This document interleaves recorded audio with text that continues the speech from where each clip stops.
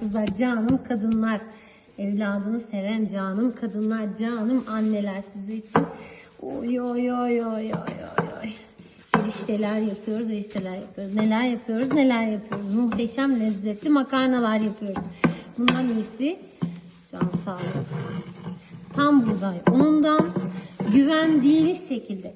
Eskiden anneleriniz köyde yaparlarmış, ablalarınız köyde yaparlarmış. Şimdi o işi biz devraldık size için. Geleneksel yöntemlerle. Odun ateşinde, hatta bağ omcası dediğimiz bağ omcalarıyla ve saçta efendim. Saçta yapıyoruz. Afiyet olsun.